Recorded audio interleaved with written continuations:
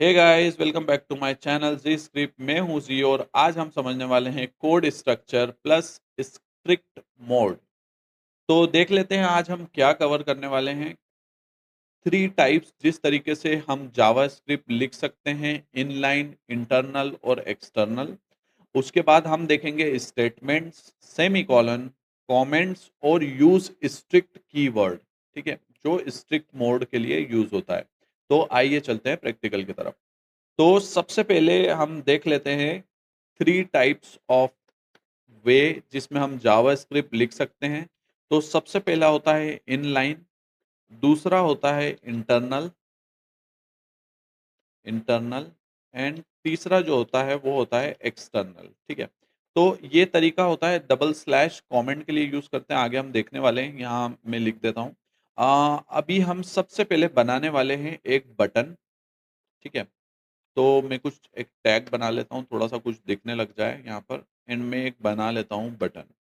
ठीक है, यहाँ गाइज मैं बना लेता हूँ बटन। ठीक है, तो ये बटन मैंने बना लिया है। इसका मैं टेक्स्ट रख देता हूँ क्लिक मी। ठीक है, इसको रिफ्रेश करके देख लेते हैं ये कैसा हो गया है। यहाँ पे देखिए ये ऊपर चीज़ें आ गई हैं, ये भी मैं हटा देता हूँ। HTML, ये कमेंट वाली चीज़। ओके, जो ये कमेंट कर देता हूँ यहाँ पर, ये जावास्क्रिप्ट की कमेंट होती है। तो ये क्लिक मी देखिए यहाँ पे आ चुका है, क्लिक मी। और बट इसके क्लिक करने पे कुछ हो नहीं रहा है, राइट। तो यहाँ पर हम लोग लिखने वाले हैं एक इनलाइन जावास्क्रिप्ट का फंक्शन। ठीक है, तो इनलाइन फंक्शन लिखने के लिए क्या करना पड़ेगा आपको। सबसे पहले एक ऑन क्लिक यहाँ पे बना लीजिए। ऑन क्लिक एट्रीब्यूट होता है। ठीक है, ये ऑन क्लिक एट्रीब्यूट बना लीजिए, इक्वल टू करके डबल कोट्स के अंदर आप डायरेक्टली जावास्क्रिप्ट का कोड लिख सकते हैं। ठीक है, तो जैसे हमने ये कंसोल लॉग लिखा था, ये सेम कंसोल लॉग, इस कंसोल को मैं कमेंट कर देता हूँ। ठीक है, या फिर मैं एक अलर्ट लिख लेता हूँ यहाँ पे, अलर्ट हेलो वर्ल्ड। ये मैंने लिख दिया है यहाँ पे। ठीक है, अब इसको रिफ्रेश करेंगे। ठीक है, रिफ्रेश करने के बाद आप जैसे ही इस क्लिक मी को प्रेस करोगे तो यहाँ पर लिखा हुआ आएगा हेलो वर्ल्ड। अलर्ट बॉक्स एक ओपन हो जाएगा, ब्राउजर का नेटिव अलर्ट बॉक्स। ठीक है, तो ये क्लिक मी पर जब जब मैं क्लिक कर रहा हूँ ये अलर्ट बॉक्स यहाँ पर आ रहा है।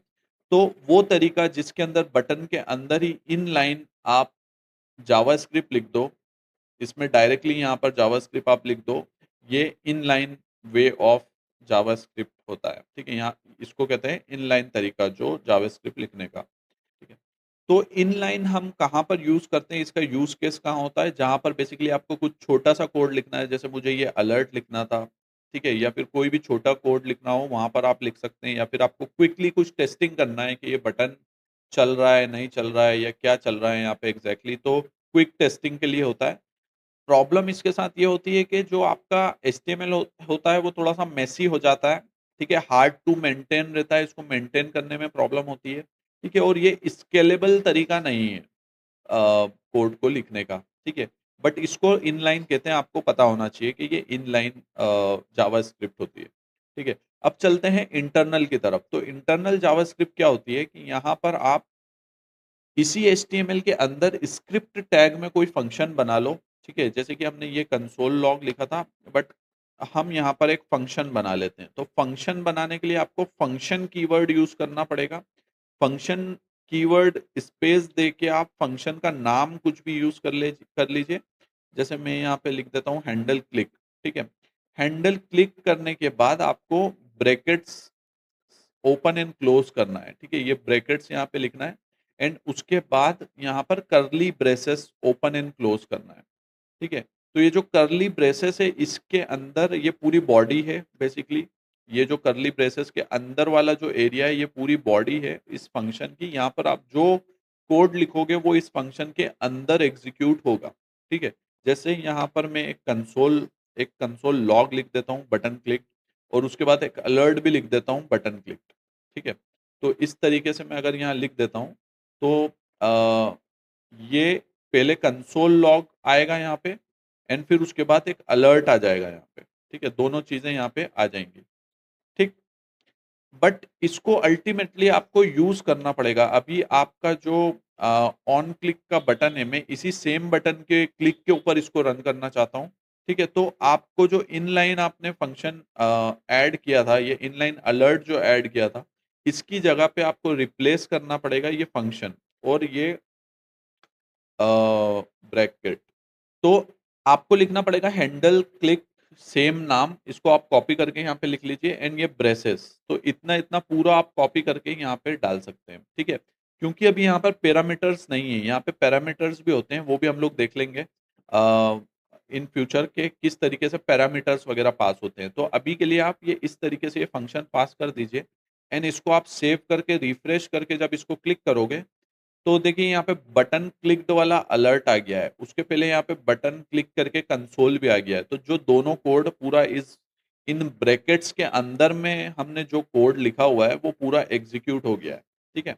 तो ये तरीका होता है एक्सटर्नल जावास्क्रिप्ट लिखने का तरीका। ठीक है? जहाँ पर आप स्क्रिप्ट टैग के अंदर जावास्क्रिप्ट लिख देते हो। ठीक है? इसका यूज़ केस क्या है कि जहाँ पर आप छोटी वेबसाइट पे काम कर रहे हो, ठीक है? कोई छोटी-सी वेबसाइट है जहाँ पर कुछ छोटे-छोटे जावास्क्रिप्ट के फंक्शन बनाना है या फिर कुछ इस तरीके का यूज़ केस जहाँ आपको पेज स्पेसिफिक जावास्क्रिप्ट लिखना है कि ये वाला जो जावास्क्रिप्ट का कोड है, ये इसी पर्टिकुलर पेज में एग्ज़ीक्यूट होना चाहिए। वहाँ पर आप ये इंटरनल जावास्क्रिप्ट को यूज़ कर सकते हो। ठीक है, तो अब आगे बढ़ते हैं एक्सटर्नल जावास्क्रिप्ट की तरफ, ठीक है? तो एक्सटर्नल जावास्क्रिप्ट जो है ये प्रॉपर वे होता है लिखने का, तो इसके लिए हम क्या करते हैं इसको कमेंट कर देते हैं, ये वाले जावास्क्रिप्ट के कोड को कमेंट कर देते हैं, ठीक है? इसको रिफ्रेश करेंगे, यहाँ पे भी ये क्लिक पे कुछ भी नहीं चल रहा है अभी, हैंडल क्लिक का फंक्शन इसको मिला नहीं, जिसको हम कमेंट कर चुके हैं, तो ये एरर आ गई है यहाँ पे, ठीक है? फिलहाल मैं इसको भी हटा देता हूँ यहाँ से, ठीक है? तो इसके क्लिक के ऊपर कुछ भी नहीं हो रहा है अभी फिलहाल। अब हम क्या करेंगे कि यहाँ पर एक जावास्क्रिप्ट एक स्क्रिप्ट बना लेंगे, स्क्रिप्ट सेपरेट फाइल बना लेंगे, ठीक है? तो इसको मैं नाम दे देता हूँ script JS, okay. So external script में आपको क्या करना है, आपको एक फाइल बना लेना है script.js यहाँ पे जैसे मैंने फाइल बनाई है, ठीक है? स्क्रिप्ट डॉट इस सेपरेट फाइल के अंदर आपको बिना कोई टैग के डायरेक्टली कोड लिख लेना है, ठीक है? तो जो भी आपको सपोज़ हम लोग वही फंक्शन लिख लेते हैं यहाँ पे एक हैंडल क्लिक वाला, ठीक है? तो वैसा की वैसा फ़ंक्शन आप यहाँ पर बना लीजिए और चेक करने के लिए कि आपकी ये जो फ़ाइल है, ये कनेक्ट हो गई है या नहीं, एक मैं सिंपल एक कंसोल लॉग लिख देता हूँ, जिसमें मैं लिख देता हूँ स्क्रिप्ट लोडेड, ठीक है? तो ये जो स्क्रिप्ट रहेगी, जैसे ही हम एचटीएमएल से कनेक्ट करेंगे, तो ये वाला कंसोल लॉग यहाँ पर आ जाएगा, ठीक है? तो इसको हम लोग कनेक्ट कर देते हैं, ये पुराना स्क्रिप्ट का कोड मैं यहाँ से हटा देता हूँ। इसको कनेक्ट करने के लिए आपको क्या करना है, हेड में जाके स्क्रिप्ट लिखिए, स्क्रिप्ट के बाद एसआरसी के अंदर script.js ये सेम जो स्क्रिप्ट का नाम है, वो लिख दीजिए क्योंकि ये सेम फ़ोल्डर में अगर सेम फ़ोल्डर में नहीं होती तो आपको स्लैश के साथ डॉट स्लैश और जो भी है उस फ़ोल्डर का पाथ वगैरह भी देना पड़ता। बट और ये इस तरीके से भी आप डॉट स्लैश करके कर सकते हैं। डॉट मतलब करंट डायरेक्टरी, स्लैश के बाद आप फ़ाइल का नाम लिख सकते हैं।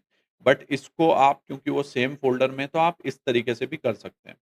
ठीक है, अब हम इसको सेव करके रिफ्रेश करेंगे तो आप देखिए रिफ्रेश में ये कंसोल लॉग आ चुका है जिसमें लिखा है स्क्रिप्ट लोडेड सक्सेसफुली एंड यहाँ जो फंक्शन हमने बनाया है हैंडल क्लिक, इस सेम फंक्शन को हम यहाँ पर फिर से पेस्ट करके कनेक्ट कर देंगे एंड फिर से रिफ्रेश करके हम जैसे ही इसको क्लिक करेंगे तो ये हमारा बटन क्लिक जो हमने यहाँ लिखा था वो आ गया है। इसको मैं थोड़ा-सा कुछ चेंज करके भी प्रिंट करवा के देखता हूँ। ठीक है, इसको रिफ्रेश करके फिर से करेंगे, ये देखिए अपडेटेड कोड भी यहाँ पर आ गया है।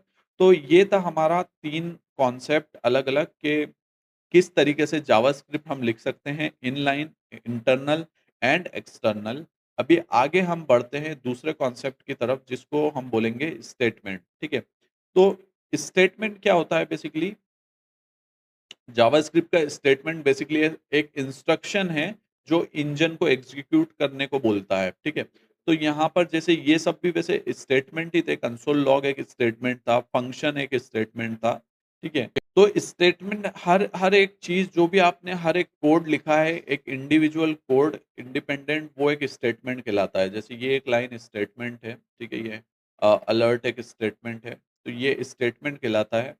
एंड जेएस में सेमीकोलन का रोल है स्टेटमेंट को टर्मिनेट करना, ठीक है? तो यहाँ पर आप सेमीकोलन देख रहे होंगे, हर उसके बाद एक सेमीकोलन लगा हुआ है, तो सेमीकोलन मतलब टर्मिनेट करता है, ठीक है? ये इतना कहीं जगह पर मैंडेटरी नहीं होता है, बट लिख दें तो अच्छी बात है।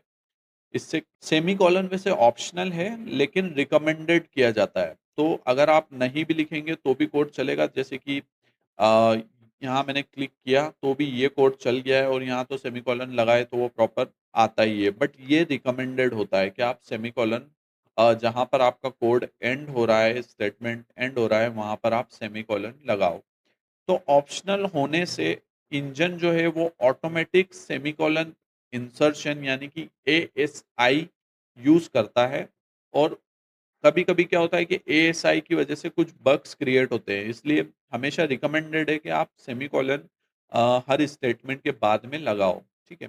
अब हम देख लेते हैं कमेंट्स। तो कमेंट्स वो लाइन है जो इंजन इग्नोर करता है, ठीक है? तो कमेंट क्या होता है कि जहाँ यहाँ पर सपोज़ ये कोड आपने लिखा हुआ है, इसके सपोर्ट में आपको कोई याद रखने के लिए कोई नोट्स लिखना है या कुछ ऐसी चीज़ लिखना है जिससे आपको कोड के अंदर जो आप एग्ज़ीक्यूट नहीं करना चाहते हो, बट आपकी नेटिव लैंग्वेज में, इंग्लिश में या कोई आपकी नेटिव लैंग्वेज लैंग्वेज में कुछ चीज़ लिखना चाहते हो, जो आपको इसके बारे में कुछ बताए, ठीक है? जैसे मैंने यहाँ पे लिख दिया है डबल स्लैश के बाद कि this function will be called when the button is clicked. तो ये फंक्शन जब भी कॉल होगा जब बटन क्लिक्ड होगा। तो ये एक स्टेटमेंट है, ये कमेंट है जो मुझे बता रही है कि ये फंक्शन कब क्लिक होगा और कब चलेगा, ठीक है? तो कोई भी पर्टिकुलर कोड के बारे में अगर आप कुछ कमेंट करना चाहते हैं, कुछ कुछ नोट्स लिखना चाहते हैं, तो आप डबल स्लैश के साथ वो कमेंट लिख सकते हैं। अब ये जो कमेंट होती है, ये 2 तरीके की कमेंट होती है। एक होती है सिंगल लाइन कमेंट, जहाँ पर आप डबल स्लैश के बाद कुछ भी लिखो, वो आपकी सिंगल लाइन कमेंट हो जाएगी।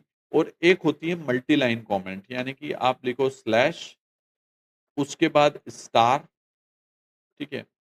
स्टार एक और आप करोगे तो ये इस तरीके से कोड ऑटोमेटिकली इंसर्ट कर देता है। एंड उसके बाद एंटर एंटर करके आप मल्टीपल लाइन की कमेंट लिख सकते हो, ठीक है? तो यहाँ आपने इंसर्ट करा, यहाँ आपने लिख दिया कि फर्स्ट लाइन ऑफ कमेंट, यहाँ फिर आपने एंटर किया, यहाँ लिख दिया सेकंड लाइन ऑफ कमेंट। तो ऐसी अलग अलग थर्ड लाइन ऑफ कमेंट, आप कितनी मल्टीपल लाइन की कमेंट्स यहाँ पे आप लिख सकते हो। तो ये होती है मल्टीपल लाइन की कमेंट, मतलब मल्टी लाइन कमेंट इसको कहते हैं। तो फंक्शंस और कॉम्प्लेक्स लॉजिक के ऊपर कमेंट ज़रूर लिखना चाहिए जिससे आपको पता चले। ये तो बेसिक एक कोड है, बट आप अगर कॉम्प्लेक्स कोई ऐप बना रहे हो, बड़ी ऐप बना रहे हो, तो हर फंक्शंस के ऊपर उसकी कमेंट, मल्टी लाइन कमेंट लिखना बहुत ज़रूरी है। आप उसकी कमेंट डाल दीजिए कि ये फंक्शन क्या करता है, जिससे आपको भी पता रहे कि किस तरीके से ये फंक्शन कब लिखा गया था, उस टाइम पे आपके दिमाग में क्या थॉट चल रहे थे, किस लिए आपने ये लिखा था। तो उस तरीके की कमेंट्स आप यहाँ पर लिख सकते हो। अ, और फिर प्रोजेक्ट में कोड को समझना इसकी वजह से ईज़ी हो जाता है। जैसे एक डेवलपर ने कोड लिखा, उसके दिमाग में क्या चल रहा था, उसके बाद डबल से कोई दूसरा डेवलपर चेंज होता है, वो वहाँ पर कुछ चेंज करना चाहता है, तो उसको चीज़ें देख के, कमेंट पढ़ के समझ में आ जाती हैं। प्रोफेशनल डेवलपर को की मस्ट हैव हैबिट है, हर प्रोफेशनल डेवलपर कमेंट, बहुत ज़्यादा डिटेल कमेंट अच्छे से लिखता है। ठीक है, तो ये हुआ कमेंट्स। अब आते हैं स्ट्रिक्ट मोड। तो स्ट्रिक्ट मोड एक स्पेशल मोड है जो जेएस में एरर्स को डिटेक्ट करने में मदद करता है, ठीक है? तो स्ट्रिक्ट मोड को एक्टिवेट करने के लिए क्या करते हैं कि यहाँ पर आपको टॉप पर आपके इस पे जावास्क्रिप्ट के टॉप पर लिख देना है यूज़ स्ट्रिक्ट।